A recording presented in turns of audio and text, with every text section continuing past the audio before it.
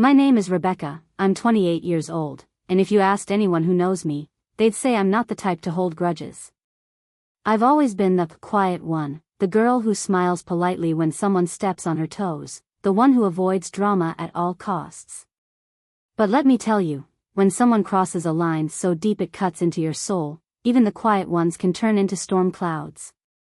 It all started with my wedding dress. To me, it wasn't just fabric and lace, it was a piece of my heart. I had worked 2 jobs to afford it.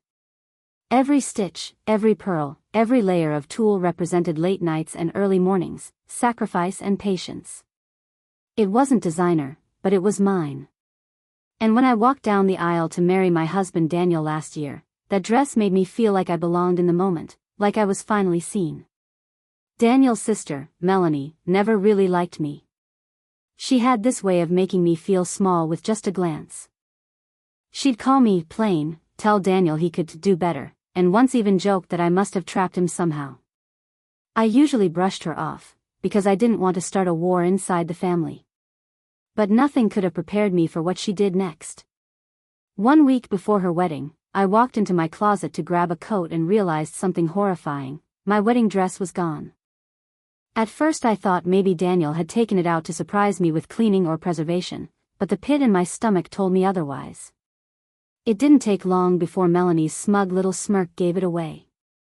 "I borrowed it," she said casually, like she had taken a sweater instead of the most important garment I had ever owned. "You don't deserve a dress like this anyway. I'll actually make it look good." I stood there, stunned, my hands trembling, my heart pounding in my ears. My husband was furious, but Melanie waved him off, saying, "Relax, it's just a dress. And it's not like Rebecca will ever need it again." That's when something inside me shifted.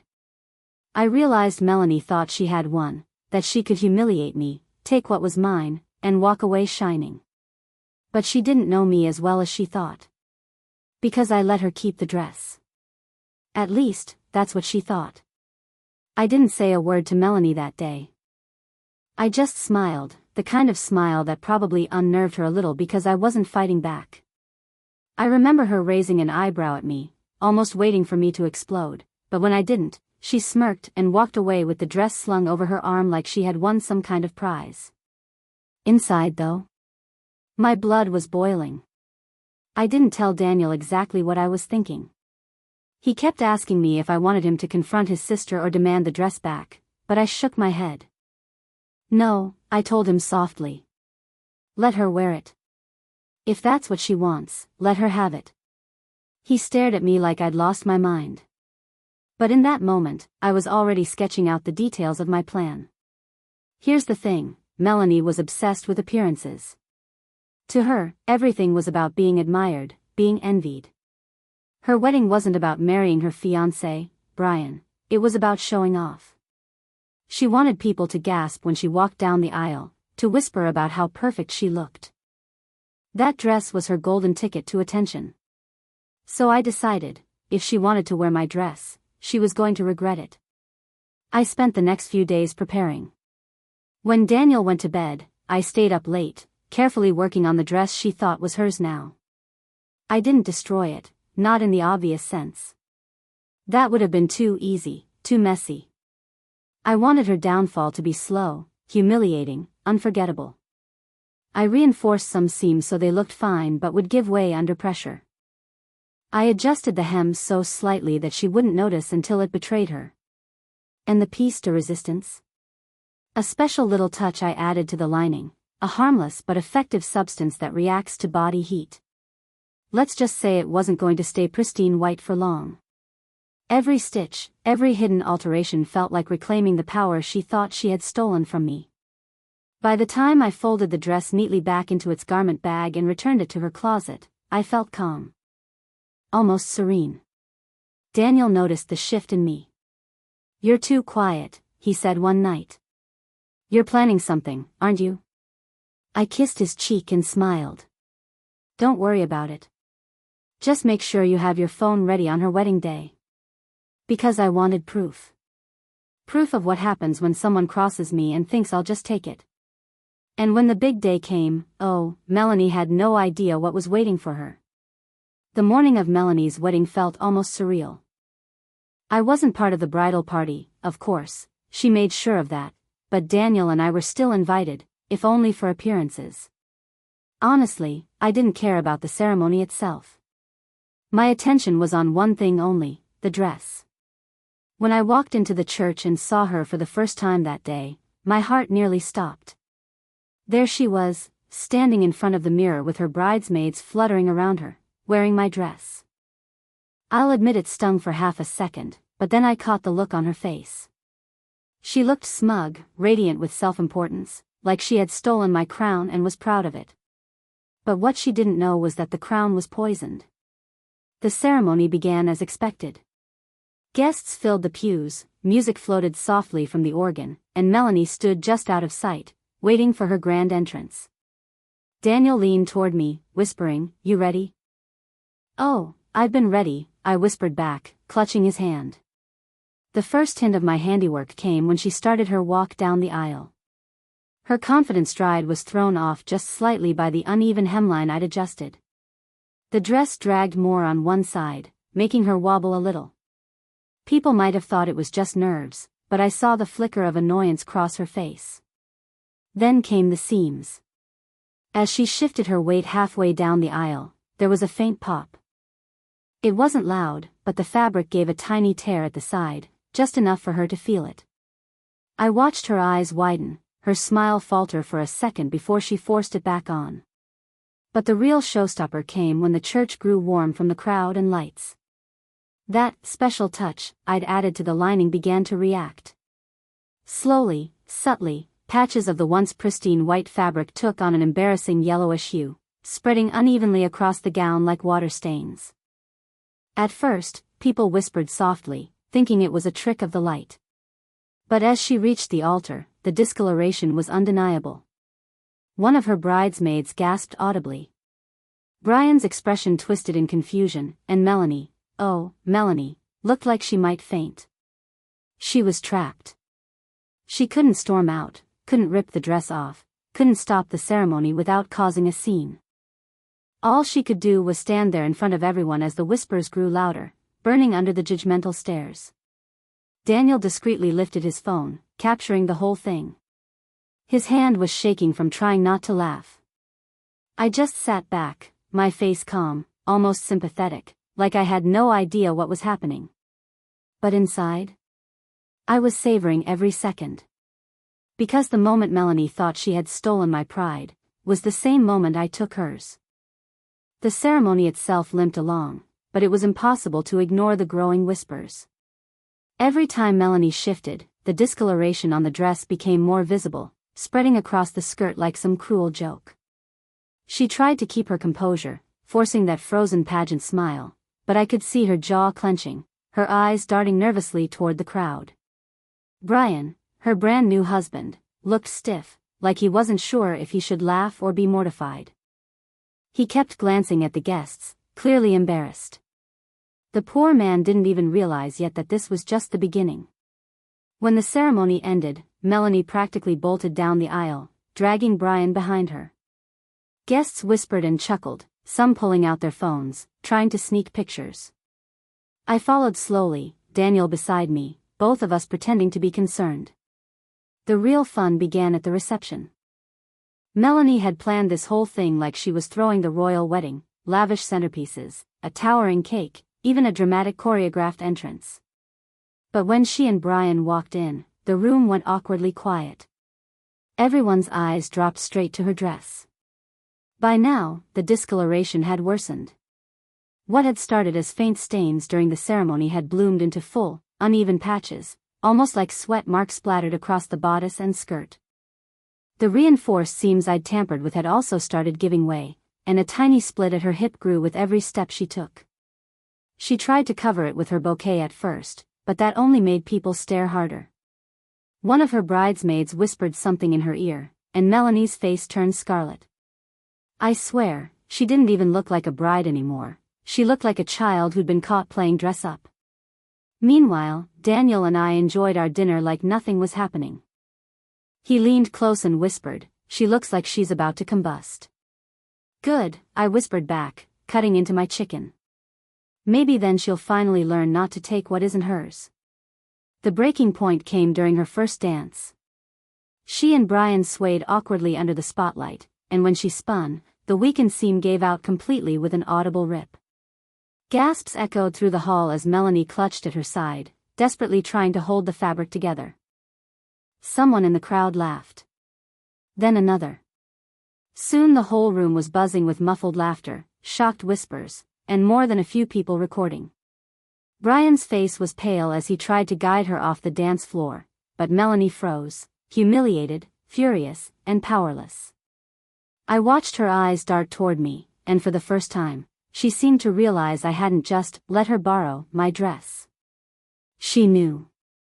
And that knowledge was worth more than any apology she could ever choke out. By the time dinner plates were cleared and the DJ turned up the music, Melanie looked like she was holding herself together with sheer willpower. Her once pristine, borrowed dress was a wreck, yellowish blotches across the fabric, a gaping seam on her hip, and wrinkles from all the frantic tugging she'd done trying to hide the damage. I almost felt bad for her. Almost. The guests weren't even hiding their amusement anymore. Phones were out, people whispering openly, and one of her bridesmaids had disappeared entirely, probably too embarrassed to be associated with her. Finally, Melanie couldn't take it anymore. She stormed over to our table, her face red and blotchy, Brian trailing behind her looking both defeated and annoyed. "This was you," she hissed, her voice low but sharp enough to cut glass. "Don't you dare act like you had nothing to do with this." I tilted my head, feigning innocence. "What are you talking about? You're the one who took my dress without asking." A ripple went through the nearby tables. People were listening. Her eyes widened. Don't you dare say that out loud," she snapped, clutching at her dress like she could somehow shield the truth. Daniel leaned back in his chair, calm as ever, and said, "She told you not to take it, Melanie. You said she didn't deserve it. Remember that?" Melanie's jaw dropped. A few guests gasped. Now everyone within earshot was staring at her. I leaned forward, my voice low and steady. "You wanted my dress. You thought you could take it and humiliate me. But the only one humiliated today is you." Her hands shook, her face twisted in fury. You ruined my wedding." I let out a soft laugh, shaking my head. "No, Melanie. You did that all on your own when you decided to steal from me." For a moment, it looked like she might actually slap me. Her hand twitched at her side, her whole body trembling with rage. But Brian grabbed her arm and pulled her back, muttering, "Enough, Melanie. You're making it worse." She whipped around to face him, her voice breaking. "You're supposed to be on my side." But he just shook his head, looking more embarrassed than anything. "You humiliated yourself. Don't drag me into it." And with that, he walked away, leaving her standing in front of me, surrounded by guests who were now whispering openly, some even laughing. Her big day, her perfect fantasy, had crumbled right in front of her. And I didn't even need to raise my voice to make it happen. The reception ended earlier than planned. Guests started leaving in clusters, some clearly eager to gossip about what they'd just witnessed. I caught a few sideways glances, pity from some, amusement from others, but all of it directed at Melanie, never at me. Daniel and I stayed until the very end, sipping champagne and pretending like nothing had happened. Melanie avoided us, of course. She'd slipped away halfway through the night, most likely to change into something less incriminating. But the damage was already done.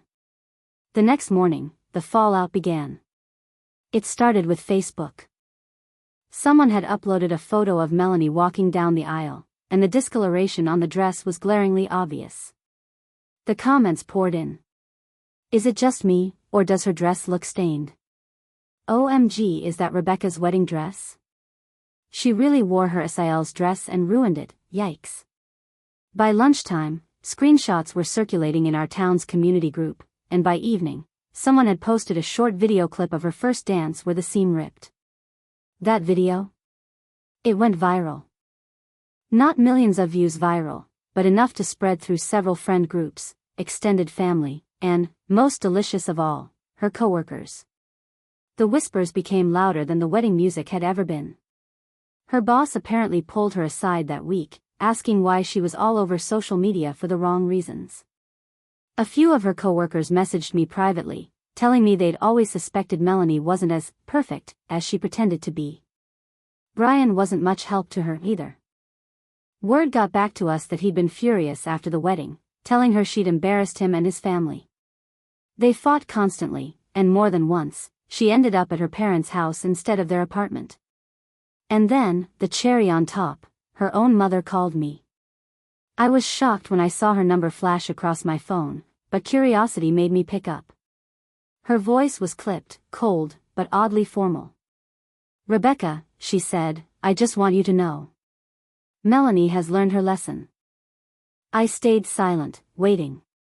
"She knows she was wrong to take your dress," her mother continued. "But don't you think you went too far?" I almost laughed. Too far? After all the years Melanie had belittled me, after she stole the most important dress of my life and mocked me to my face? I simply said, "With all due respect, Mrs. Collins, I didn't do anything. Melanie did this to herself." And then I hung up. For the first time in years, I felt like I wasn't the quiet one anymore. I had a voice. And Melanie? She was finally living with the consequences of underestimating me. The week after the wedding, Melanie went into damage control mode. I should have expected it. She'd never been the type to take humiliation quietly. Her first move was social media. She posted a long, dramatic rant on Facebook about how her jealous sister-in-law had sabotaged her wedding out of spite. She accused me of tampering with the dress, of being envious of her beauty, her marriage, her life. The comments section? Oh, it did not go how she expected. A few of her close friends rushed to defend her, but the majority didn't buy it. People already knew the dress was mine. Pictures of me wearing it at my wedding were easy to find. And once that connection was made, the sympathy she expected didn't come. Wait, so you stole her wedding dress and now you're mad she got revenge? Why would Rebecca be jealous? She's already married. Girl, you played yourself.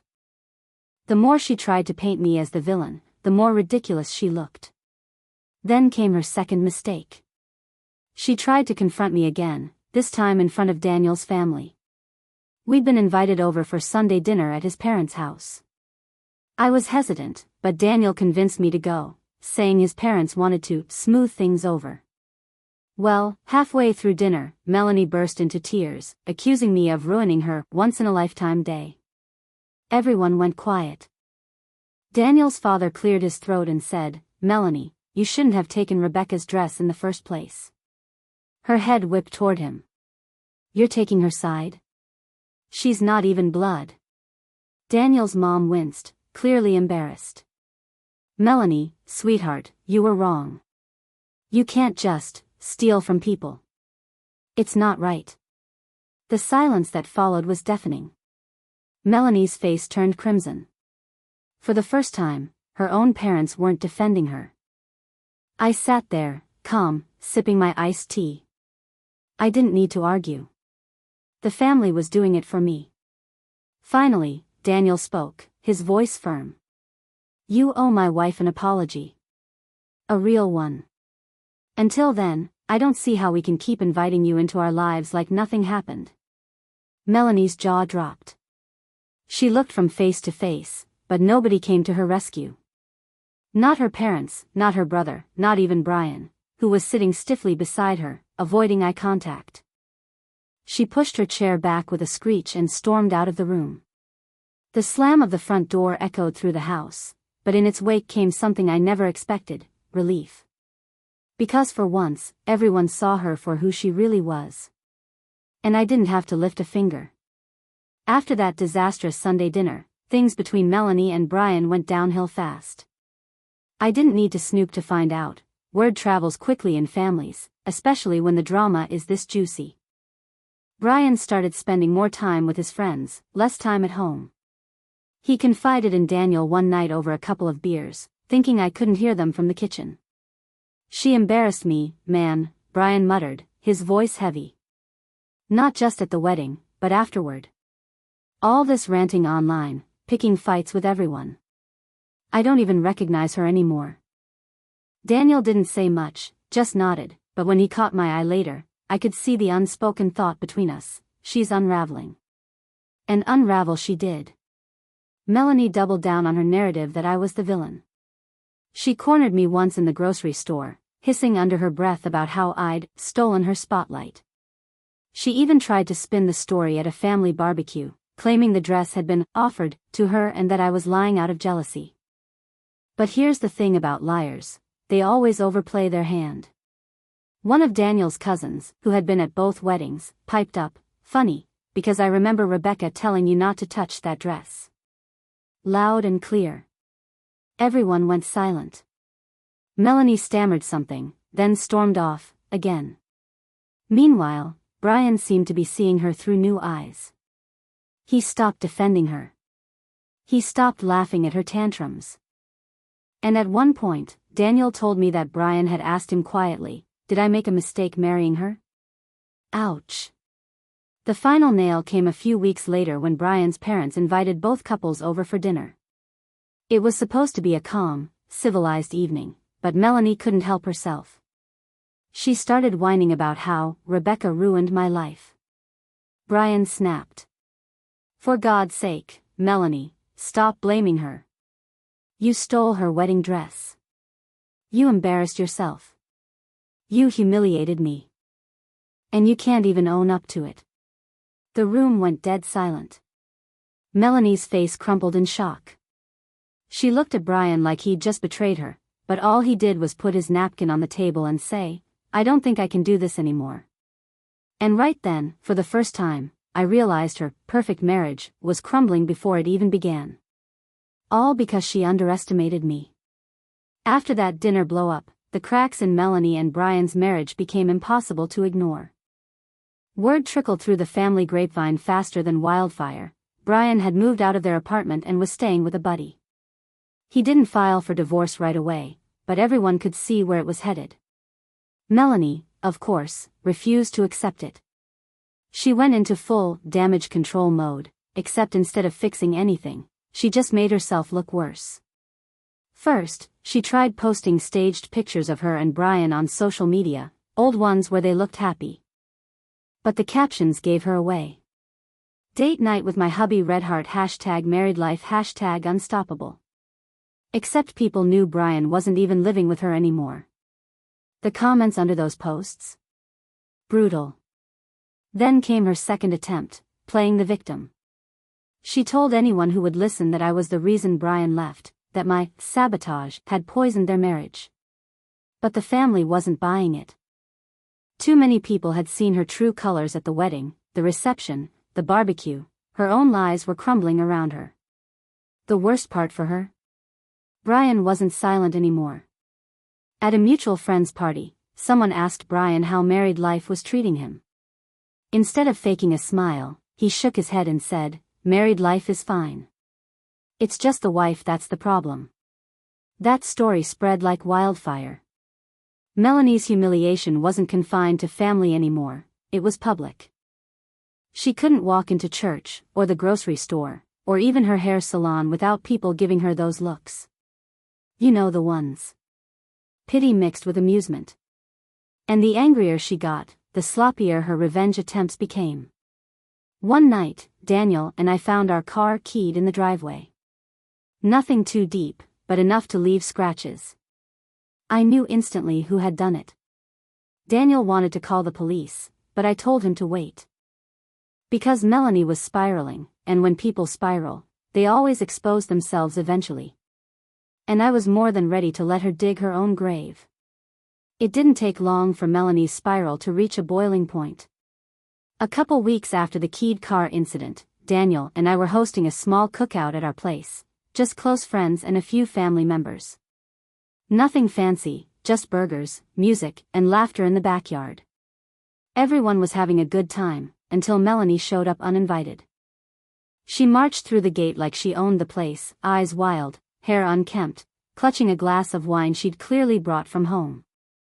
The whole yard went silent. "Don't stop on my account," she slurred, waving dramatically. "Just thought I'd come see how the happy couple lives, since apparently Rebecca has it all figured out." Daniel stiffened beside me. "Melanie, you need to leave." But of course, she didn't. Instead, she staggered over to our patio table, looked at my friends, and started ranting. "She ruined my wedding. Did you know that? She destroyed my marriage. My life." She slammed her glass down so hard it cracked. All because she couldn't stand me looking better than her for one damn day. Nobody said a word. My friends looked horrified, Daniel's cousins exchanged awkward glances, and I just sat there, calm as ever. Then she did it, she crossed the line. She picked up the ketchup bottle from the table and squirted it across my white sundress. Thick red streaks stained the fabric instantly. Gasps echoed around the yard. Daniel lunged forward, ripping the bottle from her hand. "What the hell is wrong with you?" he shouted. Melanie's face twisted, half smug, half unhinged. "Now we're even," she spat. That was it. Daniel's voice went ice cold. "No. We're done. You're not welcome here anymore. Ever." Brian, who had come trailing behind her looking exhausted and defeated, finally stepped up. He grabbed her arm firmly and muttered, "You're embarrassing yourself. Again." Then louder, for everyone to hear, he added, "I'm filing for divorce. I can't do this anymore." The look on her face was pure shock. For once, she had nothing to say. Brian pulled her out of the yard, and the gate slammed shut behind them. The silence that followed was heavy, but not uncomfortable. Everyone knew they'd just witnessed the end of Melanie's reign of terror. I looked down at my ruined dress, then back up at Daniel. He was still fuming, but I felt light.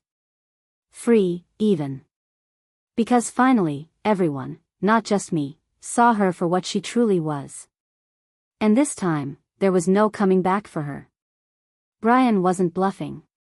Within a week of that disastrous cookout, he filed for divorce.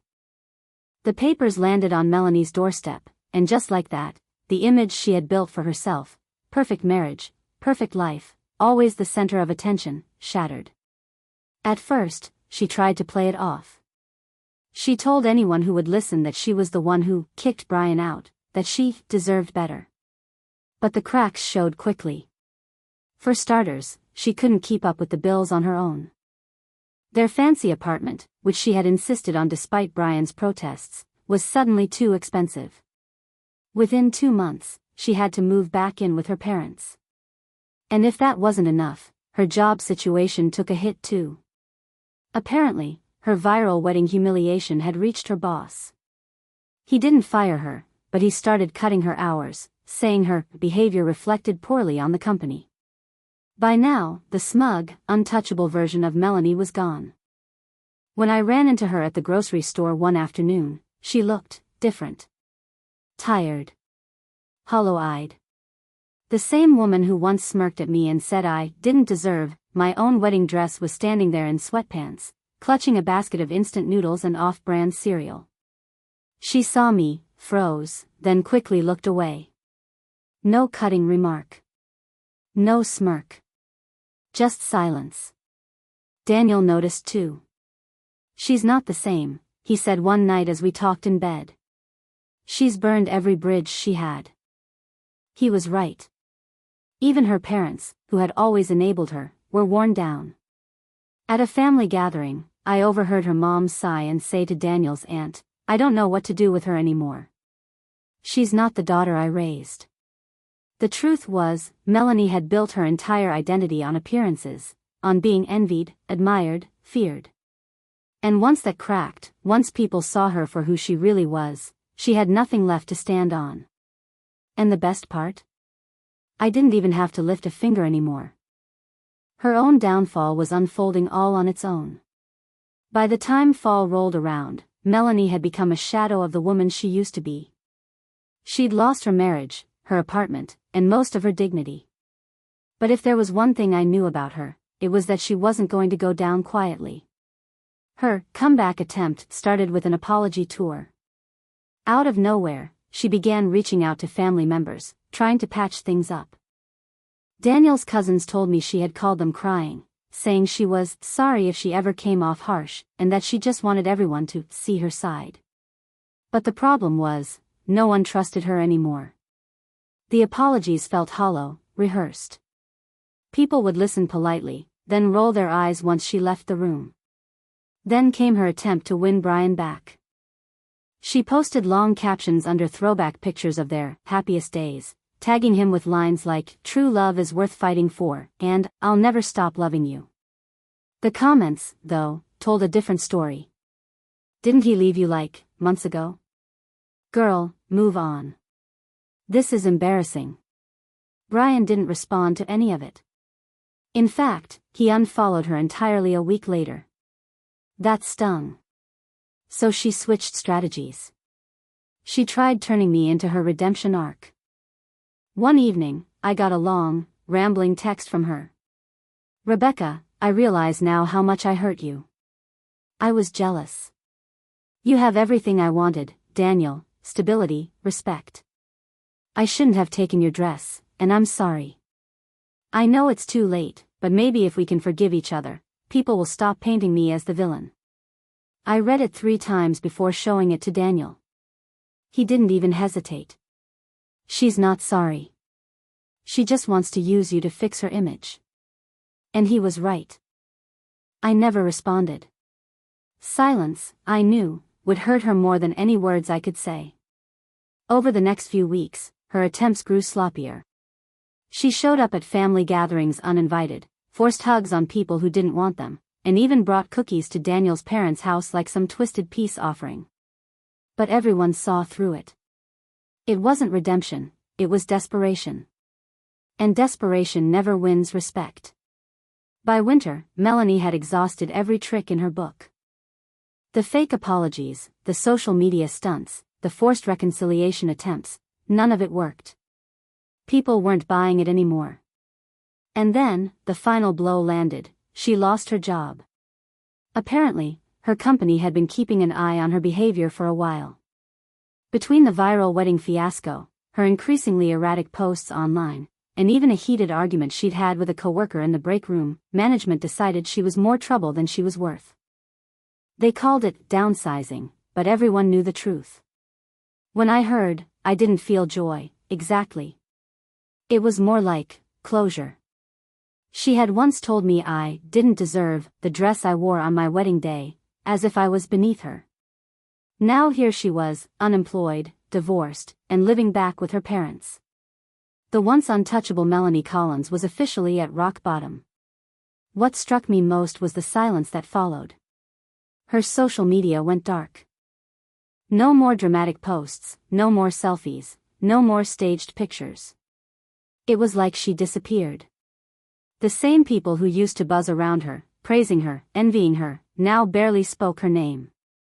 At family gatherings, her absence was barely mentioned. When it did come up, it was usually followed by a sigh or a shake of the head. Even her own parents seemed tired of making excuses for her. And me? I realized something important. Revenge hadn't been about destroying her. It had been about reclaiming my dignity, showing her that I wasn't someone to walk over. Once the wedding dress incident unfolded, I didn't have to lift a finger, her own choices did the rest. All I did was let her expose herself. And now, she was standing in the ruins of the life she thought she was too good to lose. It had been months since I'd seen Melanie in person. Honestly, I thought she might just fade out of our lives completely. But one chilly afternoon in early spring, I ran into her by accident. I was walking out of a coffee shop downtown when I spotted her sitting alone at one of the outdoor tables. No makeup, hair tied back messily, nursing a small latte. For a second, I didn't even recognize her. She looked normal. Not glamorous, not smug, just tired. Our eyes met, and for the first time, she didn't look away. She gestured toward the empty chair across from her. Against my better judgment, I sat down. For a long moment, neither of us spoke. Then she finally said, "You won." Her voice was small, cracked, nothing like the sharp, condescending tone she used to throw around. I raised an eyebrow. "This wasn't a competition, Melanie. You did this to yourself." She laughed bitterly, staring down at her cup. "I know. I thought I was better than you. Better than everyone. And now look at me." I didn't say anything. She kept talking, like the words had been building up for months. "I was jealous," she admitted. "Of you. Of Daniel. Of the way people respect you. I wanted attention so badly that I didn't care who I hurt to get it. And I thought if I took that dress, I'd finally have something that was yours. Something that made me feel above you." She swallowed hard, blinking back tears. "Instead, I ruined everything." For a moment, I almost felt sorry for her. Almost. "I don't hate you, Melanie," I said quietly. "But I'll never forget what you did. And I'll never let you treat me like that again." She nodded slowly, staring at the table. "I don't expect forgiveness. I just needed to say it." We sat in silence for another minute before I stood up. "Take care of yourself," I said simply, and walked away. I didn't look back. Because in that moment, I realized my revenge was complete, not because she admitted defeat, but because I didn't need her apology. I had already won. After that last encounter with Melanie, something inside me finally settled. For months, I'd carried the sting of her words, her arrogance, her cruelty. But seeing her broken down, stripped of the image she had worked so hard to maintain, I realized I didn't need to hold on to that anger anymore. Because life had already given me everything she tried to take away. Daniel and I grew stronger through it all. Every time Melanie tried to tear me down, he stood beside me. Every sneer, every jab, every attempt she made to humiliate me, he never let me face it alone. And when she finally imploded, it was Daniel's hand I held, his laugh I shared, his love I leaned on. Our marriage only deepened. We moved into a new house, one with a big backyard and a porch where we drank coffee together every morning.